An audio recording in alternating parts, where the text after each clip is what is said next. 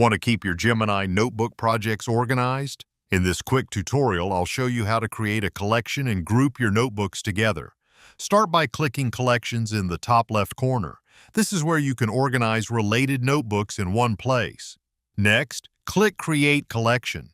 Give your collection a name that makes it easy to recognize. For example, you could create one called Literature for all of your notebooks about books and stories.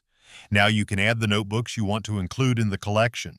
Simply select the notebooks that belong together, and when you're ready, click Create. Your new collection will now appear under Collections with all of the notebooks you've selected organized inside it. Collections are useful when you have multiple notebooks and want to keep related projects together instead of searching through one long list.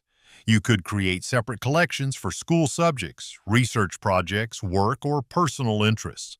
I hope it helped you understand how collections work in Gemini Notebook, and I'll see you in the next video. Thanks for watching.